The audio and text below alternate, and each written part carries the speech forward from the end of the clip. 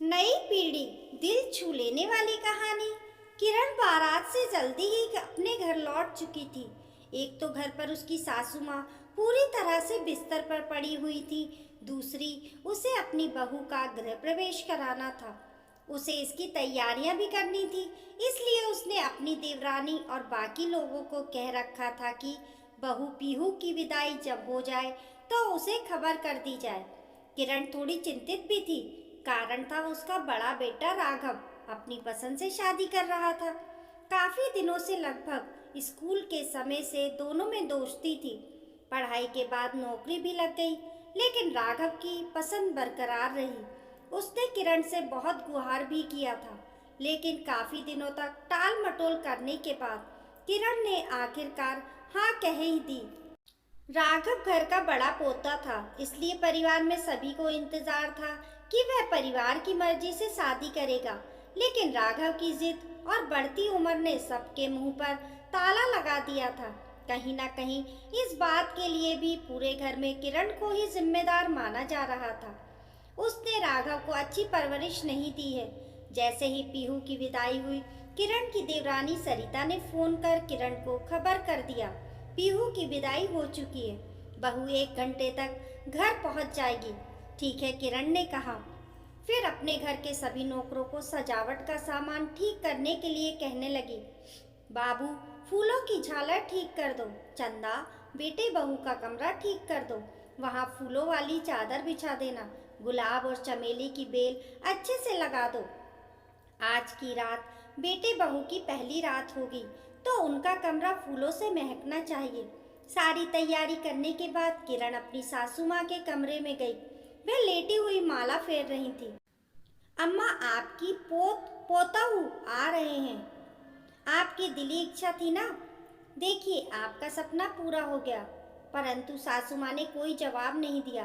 वह बहुत ज्यादा बीमार भी थी, उन्हें सुनाई भी कम देता था। किरण वहीं बैठ गई। वह पुरानी बातें याद करने लगी थी, जब उसकी भी शादी हुई थी और उसका भी गृह प्रवेश उसकी सास ने किया था। आओ बहू, इस घर में तुम्हारा स्वागत है, सास ने आरती उतारते हुए उससे कहा था। वह शर्माती लजाती हुई अपनी साड़ी संभालती रही थी। उसकी सासू माँ ने कहा, इस चावल भरे कलश को पैर से गिराकर आलते से भरी हुई थाल पर अपने पैर रखकर अपने पांव से चलकर पूजा घर तक चलो। पूजा घर में कुलदेवी की पूजा करने के बाद उसे और रमेश को लेकर उसके कमरे तक पहुंचा दिया था। तुम दोनों थोड़ी देर आराम करो, उसके बाद शाम की रीति रिवाजें शुरू हो जाएंगे। शादी के बाद 1 हफ्ते भी नहीं बीते थे कि उसकी सासू माँ ने उसके हाथों में पूरे घर की कमान सौंपते हुए कहा, बड़ी बहू, तुम्हारे हाथ में ये घर है। तुम इस घर की बड़ी बहू हो। इस घर की मर्यादा कम ना हो पाए, अब तुम्हें ही देखना है। अगर तुम ये सोचोगी कि यह तुम्हारा ससुराल है तो तुम्हें पराया लगेगा। तुम्हें ये सोचना होगा कि ये घर तुम्हारा है। जी माँ, आप जो बोलेंगे मैं वैसा ही करूँगी। ससुराल का नया जोश था। किरण ने पूरे ससुराल की जिम्मेदारी अपने कंधों पर उठा ली और बड़ी बहू का पूरा फर्ज निभाना शुरू कर दिया। किरण के पति रमेश से छोटे 2 भाई थे और 2 बहनें थीं। सुबह नाश्ता बनाने से लेकर रात के खाने तक सबकी जिम्मेदारी किरण के ऊपर थी। सबकी ज़रूरत और आशाओं को पूरा करती किरण अपने आप को कब की भूल भी चुकी थी। जब तक ससुर जी रहे तब तक उसके सर से पल्लू तक नहीं खिसका। सलवार सूट और अपने पसंद के कपड़ों की इच्छा तो मन में ही दबी रह गई। अपनी सारी इच्छाओं को मारकर एक नई दुनिया में फिर भी वह बहुत खुश थी। कुछ साल पहले जब उसके बेटे ने अपनी पसंद की लड़की के साथ शादी करने की बात की थी, तब किरण के पैरों के नीचे से जमीन खिसकने सी लगी थी। उसका भरा पूरा परिवार है, सब क्या कहेंगे, लड़का अपने से शादी कर लिया है। कितनी भी पढ़ाई कर लो, हमारी मानसिकता वही रह जाती है। जब अपने सिर पर गुजरती है तब सब मॉडर्निटी पोंगा पंडित लगने लगती है। किरण के साथ भी ऐसा ही हो रहा था। जब से उसके बेटे की नौकरी लगी थी तब से ढेर सारे लड़की वाले अपने फोटो लेकर आ रहे थे, लेकिन राघव जिद पर अड़ा था कि वह अपनी पसंद से शादी करेगा। हार मानकर किरण और उसके पति दिनेश ने उसके आगे हथियार डाल दिए। पीहू देखने में अच्छी थी, अच्छे परिवार की लड़की थी और एक अच्छी जॉब भी कर रही थी।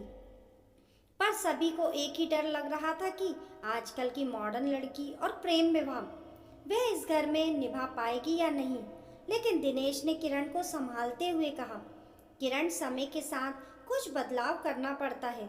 जब तुम इस घर में आई थी उस समय बड़ी बहू के मायने अलग थे। तुमने सिर्फ सेक्रीफाइस किया है और मैं भी चाहकर भी अपना मुंह नहीं खोल पाता था। पर अब समय बदल गया है। आजकल के बच्चों से हमें उम्मीद नहीं करनी चाहिए, बल्कि उनके साथ कदम से कदम मिलाकर चलें।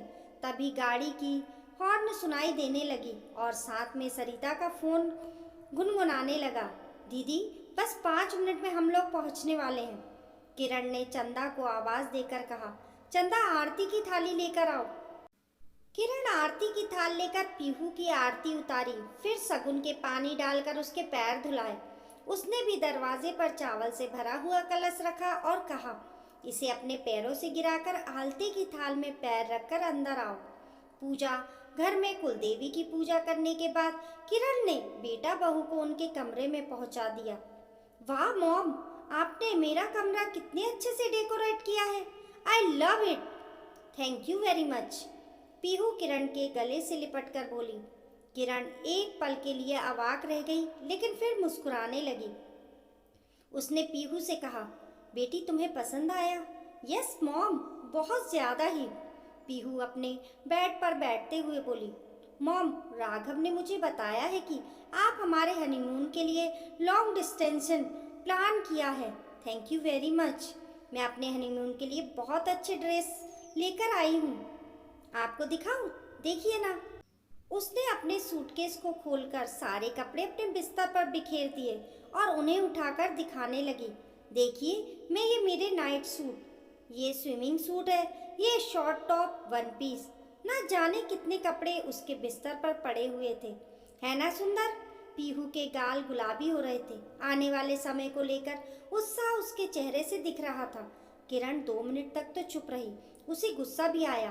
फिर उसे याद आया, जब वह 2 दिनों के लिए रामेश्वरम जा रही थी तब भी सलवार कुर्ती पहनने की इजाज़त नहीं मिली थी। उसे बड़ी दिक्कत होती थी साड़ी के प्लेट्स बनाने में, तो उसे बहुत ही ज़्यादा गुस्सा आता था।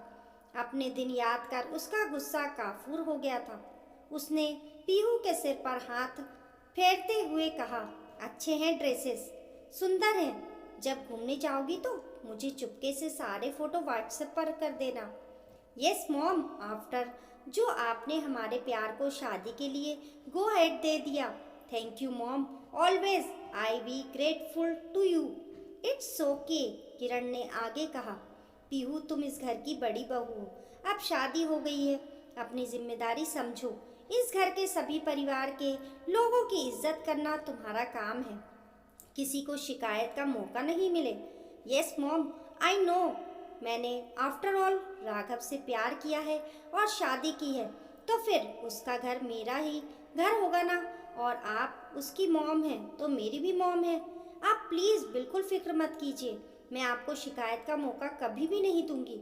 उसने भी राघव की तरह मुस्कुराते हुए देखते हुए कहा। है ना राघव? राघव भी उसकी बातों में हामी भरते हुए मुस्कुराते हुए कहा, हाँ हाँ बिल्कुल। किरण भौचक्की होकर उन दोनों की बातों को सुनती रही। आजकल के बच्चे भी ना, हमें ही समझाना कठिन था, लेकिन आजकल के बच्चों को समझाना बहुत आसान है। वे खुद समझदार हैं, अपनी जिम्मेदारी समझ लेते हैं। Child is the father of man. तुम लोग फ्रेश हो जाओ, फिर दादी से मिलने चलते हैं। वह तुम दोनों का इंतजार कर रही हैं। किरण मुस्कुराते हुए वहां से निकल गई। दिनेश ने ठीक कहा था, थोड़ा हमें ही बदलना ज़रूरी है। इस कहानी को लेकर आपकी क्या राय है, हमें कमेंट करके ज़रूर बताइए। पसंद आने पर लाइक और शेयर करें। ऐसी ही अच्छी अच्छी कहानियों के लिए चैनल को सब्सक्राइब करना ना भूलें। मिलते हैं फिर एक नई कहानी के साथ, तब तक के लिए नमस्कार।